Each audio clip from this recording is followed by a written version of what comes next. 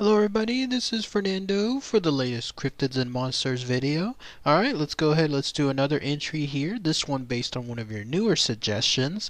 This one having to do with an entry that if you're a fan of Lord of the Rings, this particular cryptid would make an easy entry into any of those famous novels. When I was reading the information about this ogre-like creature, it definitely stood out. It reminded me so much of the Lord of the Rings cryptids, especially those large trolls, the ones that were within the first movie. So looking at this and providing the information, you'll see why exactly this will definitely make any Lord of the Rings fan very happy. It has to do with this.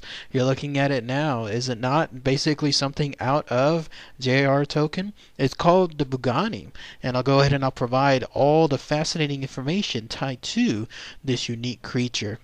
So what is this Buggane? Well, essentially, in all simplest terms, it's an ogre-like creature, just like your average concept of, let's say, like a gigantic troll, something that just is just a giant creature, has not very pleasant looks to it, has giant tusks, shaggy black hair, large red eyes, a frothing mouth, and in some cases, those eyes are also just burning. Those are essentially the concepts of this Buggane. It's very large, in fact, much larger than, let's say, your average human. Not gigantic, but still large enough to basically dwarf your average human, and it seems to be a shapeshifter. This is something that can take the appearance of practically anything, including other animals.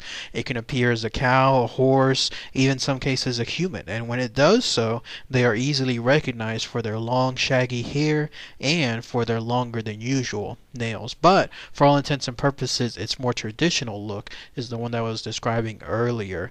In fact, here's a description of it pretty much to the core. It says it's covered with a mane of coarse black hair, it had eyes like torches, and then glittering sharp tusks. So that in essence is the Buggane as far as the physical features of it. Now it does seem to have though some magical like characteristics to it as well.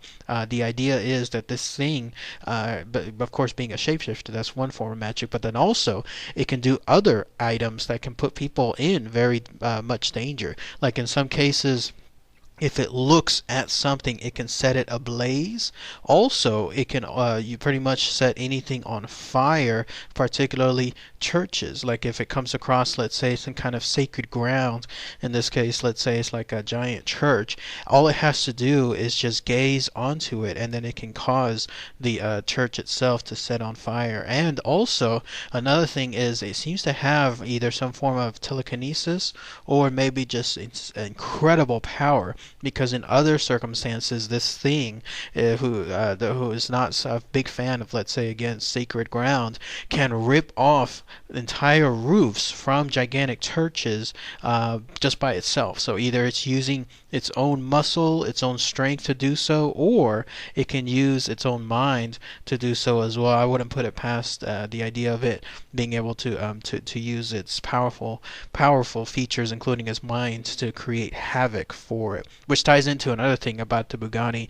It is basically a gigantic big bully, if you will. Like the areas that it lives in, which tends to be like in the Ireland areas, Scotland areas as well, and then other places around those locations, it pretty much is very territorial about its location. Like if it finds that people are in its way or that people start encroaching on its territory, it'll absolutely cause havoc to those people. Those include making sure that if people have, let's say, livestock nearby, it'll terrorize the livestock, push them over, in this case, the edge of cliffs or any other type of steep bank. If people start building anything nearby as well, let's say they build homes, it'll start destroying those homes or causing havoc within them, especially within the chimneys. It'll use its gigantic size to basically blow down the entire chimney from the top, and then you can imagine that all that soot, all that ash just going out everywhere within the home, just making making it unlivable.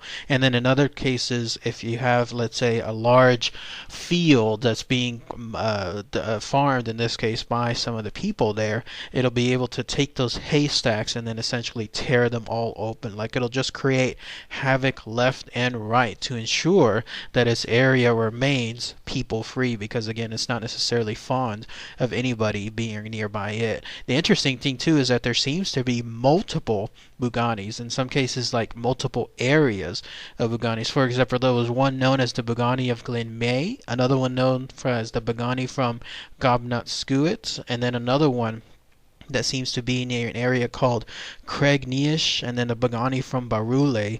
So it seems like each one of them, tying into that same concept of territories, they set up their own claim. And when they do so, then they just simply live within that area, and they ensure that none of the other similar Buganis are in that area. To like, they'll fight for their own territories, and they'll make sure that that stays for themselves. There's even one known as the Bugani of Hushte, who lived near a large cave near the sea. This one was known in particular for having no patience for lazy people. How it would characterize lazy people, who knows?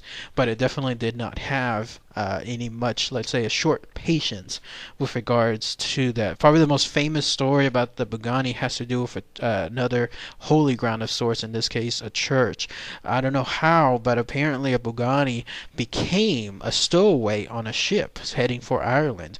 And when everyone noticed that, oh my goodness, there it is, it's right there on the ship, it was then trying to redirect the ship to go back to its homeland. That's another key feature, another magical trick that the Bugani has. It can create storms out of nowhere, and this particular one was utilizing a storm to try to guide the ship back towards its homeland. But some way there was like some kind of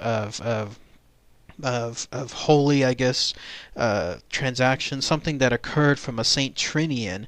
He was able to then just come in and prevent that from happening. And so, incensed at this thing, like essentially his plan essentially being squashed, this Bugani said that Saint Trinian will never have a whole church built there in a location called Ellen Vanen.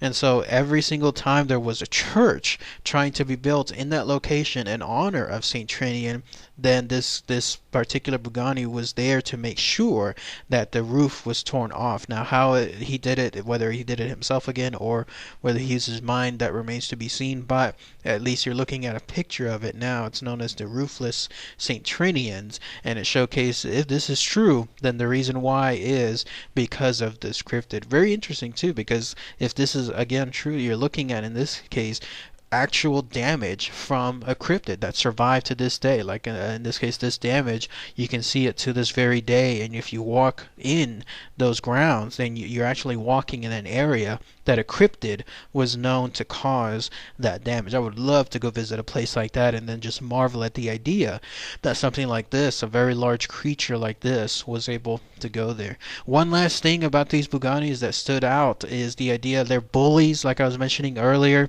They especially love picking on people. They seem to have two weaknesses though.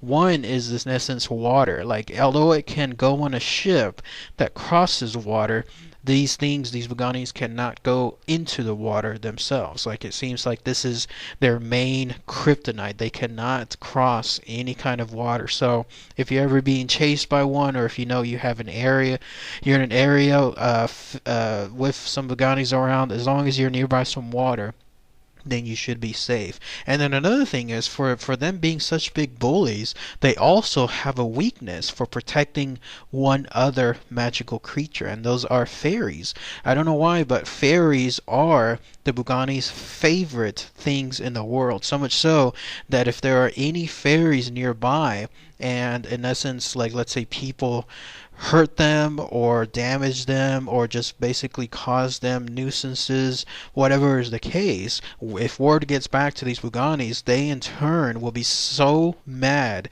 at somebody ridiculing or making bad things towards their favorite magical creatures of all, that they'll in turn plot some revenge towards those people. So that was also very interesting to find out the idea that these Buganes, they just have, in this case, a weakness towards fairies, that they adore fairies, they love them, and so much so that they'll protect anything and anyone, they'll fight anyone that essentially bothers their favorite creature. So that definitely stood out. But that's it. That's pretty much all the information associated with this ogre-like creature, this thing straight out of Lord of the Rings as well. If anybody has any more information, anything else I might have missed, anybody has a chance to have seen that St. Trinian's Church in person, how awesome would that be? To be at a place that again could house damage from an actual cryptid. I love those stories. That whenever it reminded me of that story I was mentioning about that big black dog, the one that went through a church and then left their marks. This thing that stands to this day, this mark on the steps. On the door of the church itself. That's the kind of stuff that I love seeing, because the whole idea that you can actually touch that evidence right then and there. So if anyone has anything like this, an experience there in St. Trinian's, that'd be really, really good to hear too. So, all right, everybody. Thanks again as always. Take care.